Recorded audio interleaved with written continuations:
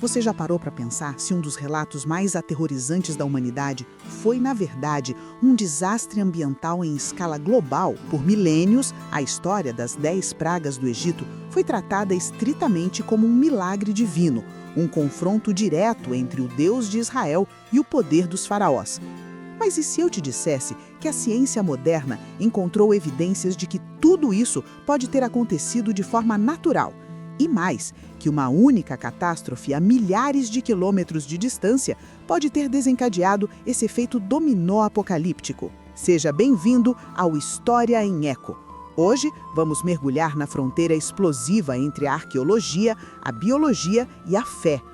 O rio Nilo realmente se transformou em sangue ou foi uma reação química mortal? As trevas que cobriram o Egito foram um eclipse ou algo muito mais sinistro escondido na atmosfera? Prepare-se, porque o que a ciência descobriu recentemente desafia tanto os céticos quanto os fiéis. Muitos historiadores afirmam que o Êxodo é apenas um mito, mas novos achados em cidades soterradas sugerem que o Egito realmente passou por um colapso climático sem precedentes na Idade do Bronze. Mas se foi apenas a natureza agindo, como explicar a precisão da 10ª praga, a morte dos primogênitos? Seria uma coincidência impossível ou existe uma explicação biológica para o alvo ser tão específico? Fique comigo, pois cada praga que vamos analisar agora abre caminho para uma revelação final que vai mudar sua percepção sobre o que é um milagre. Mas antes de revelarmos a primeira peça desse quebra-cabeça, eu te pergunto, você acredita que a ciência anula o milagre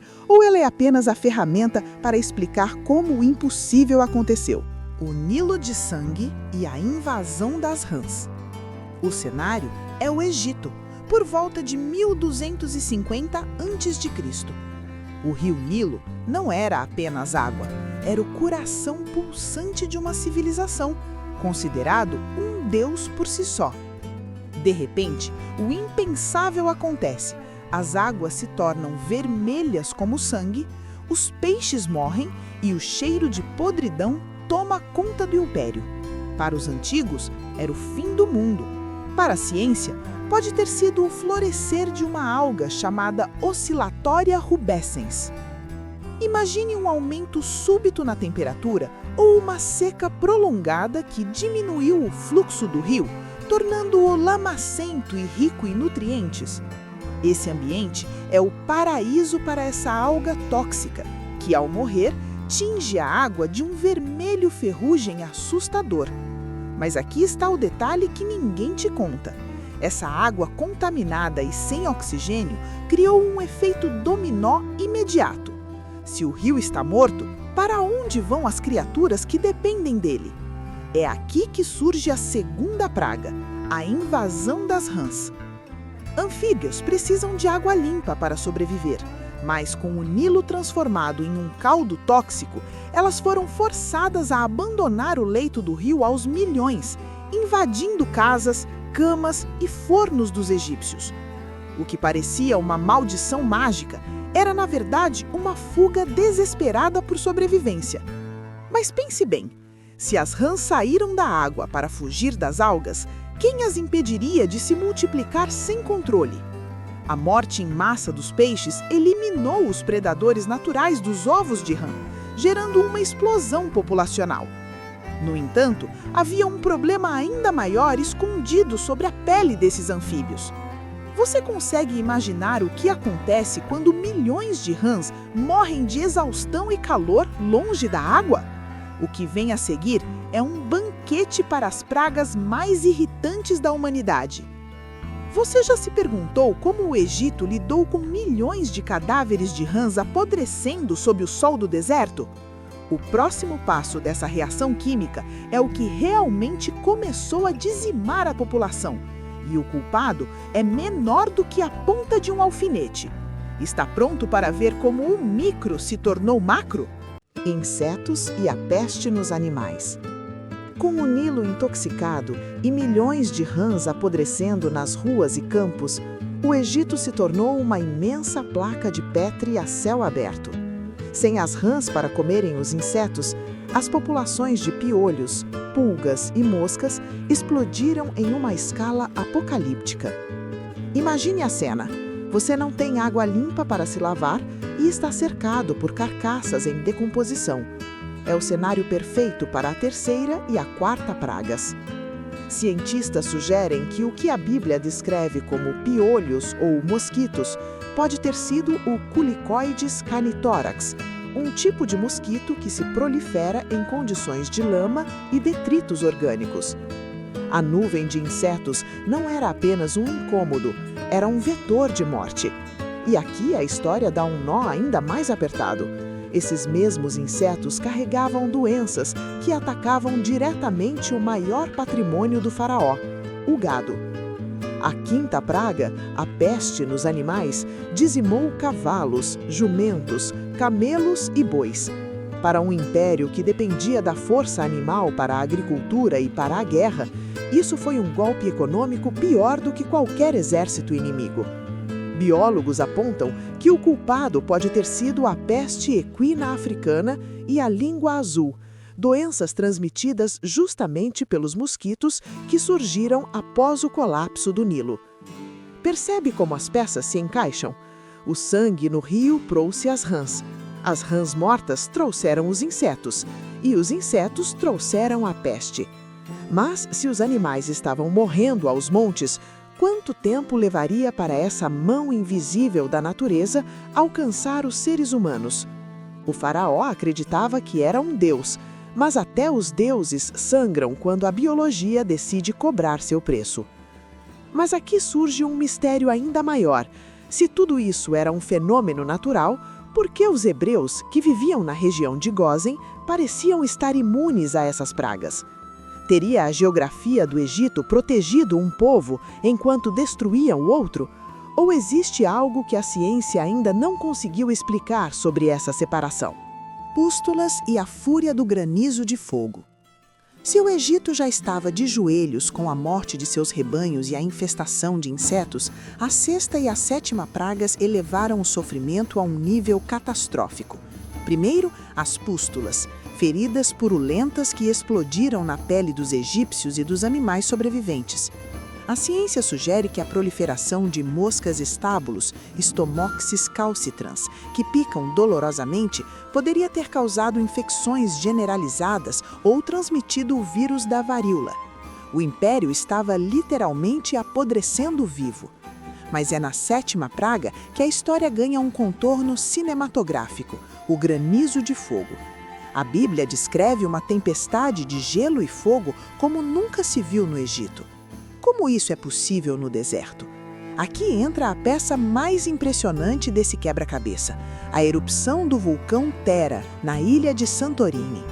Esta foi uma das maiores explosões vulcânicas da história.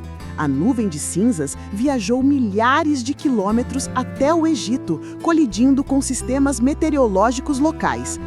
O resultado? Tempestades de granizo massivas, misturadas com detritos vulcânicos incandescentes que caíam do céu. Imagine o terror de um povo que cultuava o sol, vendo o céu se fechar em fogo e gelo. As cinzas vulcânicas não trazem apenas escuridão, elas alteram quimicamente o solo e a atmosfera. E é aqui que o desastre se torna ainda mais bizarro. Se o granizo destruiu as plantações, o que restou no solo atrairia algo ainda pior. A natureza estava preparando o golpe de misericórdia contra o faraó. Mas me diga uma coisa, se cinzas vulcânicas estavam no ar e o clima mudou drasticamente, o que aconteceria com os ovos de gafanhotos enterrados no deserto? Você acredita que o fogo que caiu do céu foi um evento isolado ou o sinal de que o planeta inteiro estava em colapso? Trevas sobre o Egito e a morte dos primogênitos. O Egito mergulhou em uma escuridão tão densa que, segundo os relatos, podia ser sentida. Por 3 dias, o Sol, o deus mais poderoso dos egípcios, Ra, simplesmente desapareceu. Se aceitarmos a teoria da erupção de Santorini, que vimos na parte anterior, a explicação é física, uma nuvem de cinzas vulcânicas tão massiva que bloqueou completamente a luz solar. Mas o pior ainda estava por vir. O cenário de umidade, cinzas e plantações destruídas pelo granizo criou o ambiente perfeito para a 10ª e mais terrível praga, a morte dos primogênitos. Como uma maldição poderia escolher apenas o filho mais velho? A ciência aponta para os silos de grãos. No Egito, os primogênitos tinham o privilégio de receber a primeira e maior porção da comida. Após as tempestades e a umidade das pragas anteriores, os grãos estocados teriam desenvolvido um fungo altamente tóxico, como o Stachybotrys atra. Esse fungo produz micotoxinas que causam hemorragia pulmonar e morte súbita. Imagine os silos sendo abertos após dias de trevas. A camada superior do grão estaria infestada de toxinas. O filho mais velho, sendo o primeiro a comer e em maior quantidade, teria ingerido uma dose letal de veneno silencioso. Os hebreus, por outro lado, viviam em condições diferentes e tinham tradições alimentares distintas que podem ter salvado seus filhos. Mas será que essa explicação lógica tira o peso do evento ou o torna ainda mais assustador? O faraó, que se considerava uma encarnação de um deus na terra, viu seu próprio sucessor cair morto por algo que ele não podia ver, nem tocar, nem controlar. O império estava oficialmente quebrado. Mas resta uma pergunta que ecoa através dos séculos e que desafia tanto cientistas quanto teólogos.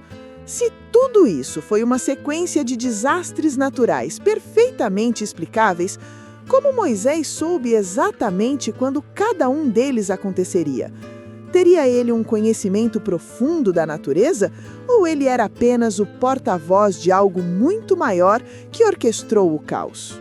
Milagre, coincidência ou ciência? Depois de cruzarmos o Egito devastado por algas, insetos, vulcões e toxinas, chegamos à pergunta que vale ouro. A ciência prova que a Bíblia mentiu ou, na verdade, ela prova que o relato é real? O que vimos aqui não foi uma tentativa de desmistificar a fé, mas de mostrar que a história em eco nos ensina que o impossível muitas vezes tem raízes na própria terra. Se as 10 pragas foram uma sequência de desastres naturais raríssimos, isso não as torna menos impressionantes. Pelo contrário, mostra um planeta em um colapso tão perfeito que mudou o curso da civilização ocidental. Para muitos estudiosos, o verdadeiro milagre não está no fenômeno em si, mas no timing.